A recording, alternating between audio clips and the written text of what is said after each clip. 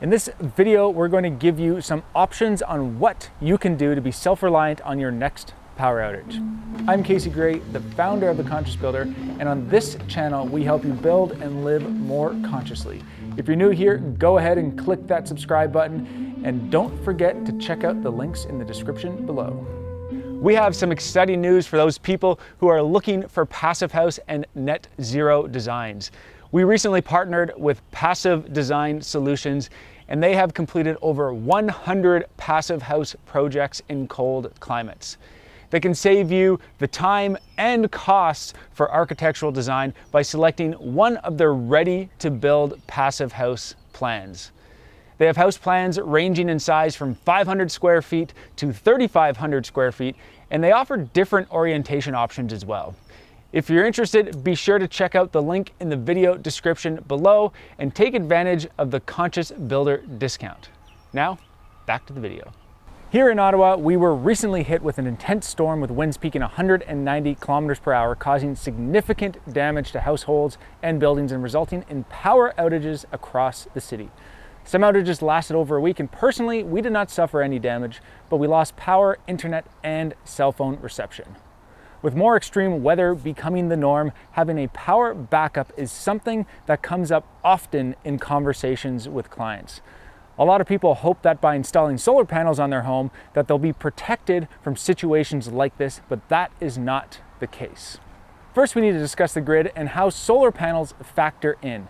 Keep in mind that I will be speaking on how things work here in Ottawa, Ontario, Canada. If you're like most houses, you are connected to the grid. It's essentially on-demand electricity. When you need it, it's there, usually. Most people who install solar panels on their homes, where we are located here in Ottawa, use what's called a net metering installation. And the solar panels supply power to the grid, but the home still uses power from the grid. What happens is that the homeowner ends up paying the difference for whatever they don't generate, plus the delivery charges, because you can't offset those. And the meter resets every 13 months. So that means that you want to make sure that you do not overproduce too much, because that would be lost money and essentially means that you installed too large of a solar array on your home. With this setup, if the power goes out, you don't have any electricity. You're like everybody else on the grid. In order to use electricity, you would need to have a switch that would allow the power to be changed from feeding the grid to feeding your home. The thing is that this may not give you all the electricity you need. And if it's at nighttime or if it's cloudy, you may not be getting the power from your solar panels. So that means you also need a battery so that you can store the energy and use it when you need it, as opposed to only using it when the power is being generated. Now, this is not a cheap option though. Batteries are not cheap, and the size you need will depend on what you would like to power. With the climate that we have here in Ottawa, this is where it gets tricky. If your home is fossil fuel free and the weather is warm, you really don't need that much power. However, if it's in the middle of the winter, it's a different story. The largest energy hogs are heating the home and heating the hot water. Cooling the home is up there too, but it's not necessarily a requirement if the power goes out. If the power goes out and it's freezing outside, you need heat. Hot water, I guess, is another optional thing, but this is why it's important to understand what you want or need to power when you lose electricity from the grid.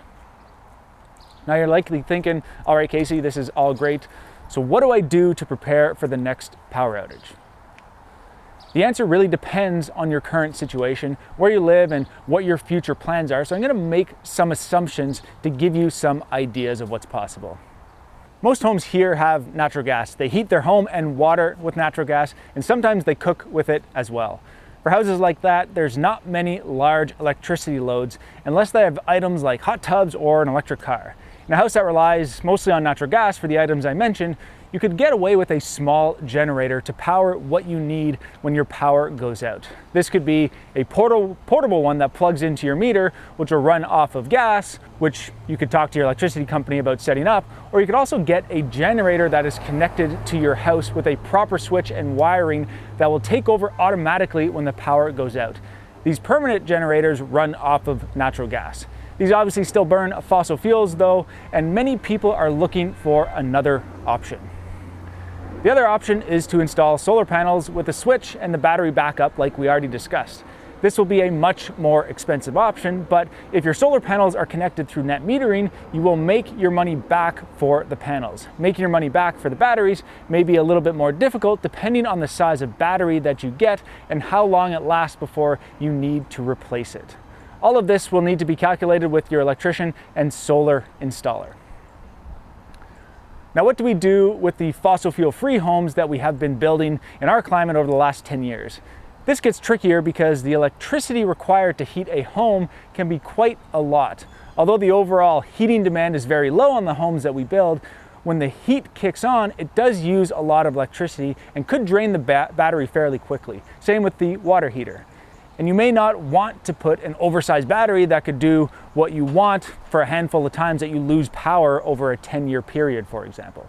This is where the use of a generator could make sense, although you need to make sure your generator can handle all of the power that you need for your home. If you're heating with heat pumps, they don't use a whole lot of electricity, but they often have electric resistant backups, which will require quite a bit of power. Cooking with electricity also uses a lot of power, so once again, you'll need to understand what you need and when you can use it, so work with your electrician to figure this out. The type of generator could be a portable generator or a natural gas or even propane generator that's hooked in directly. Personally, for fossil fuel-free homes, I think the best setup would be to have solar panels with a battery and then a connection for a portable generator into your hydrometer. This would allow you to work with your solar panels and battery as much as possible, but also give you an option to plug in a generator if it happens to be in the middle of the winter and you're not generating the power that you need from the solar panels, or you don't have enough storage in the battery.